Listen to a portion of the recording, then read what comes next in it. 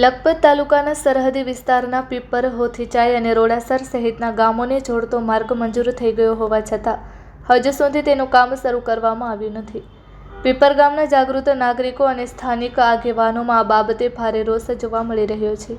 સ્થળ પરથી પ્રાપ્ત થયેલા વિડીયોમાં રસ્તાની અત્યંત બિસ્માર હાલત સ્પષ્ટ જોવા મળે છે. કાંકરીઓ અને પથ્થરોથી ભરેલા માર્ગના કારણે વાહન ચાલકો તેમજ ગ્રામજનોને ભારે મુશ્કેલીઓનો સામનો કરવો પડે છે.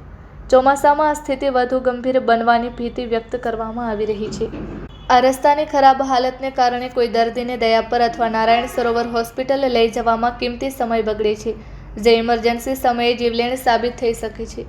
આ વિસ્તાર આંતરરાષ્ટ્રીય સરહદ નજીકનો હોવાથી અહીં BSFના જવાનો સતત પેટ્રોલિંગ કરે છે.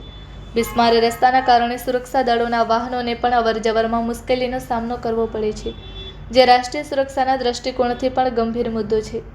સ્થાનિક ગ્રામજનો અને સામાજિક આગેવાનો દ્વારા અગાઉ અનેક રજૂઆતો કરવામાં આવી હતી, જેના પરિણામે રોડને મંજૂરી મળી હતી.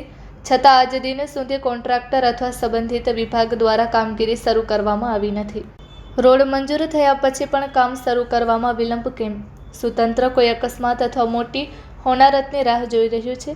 સરહદી વિસ્તારની સુરક્ષા અને ગ્રામજનોની સુવિધાને ધ્યાનમાં રાખી કામગીરી તાત્કાલિક શરૂ કેમ કરવામાં આવતી નથી?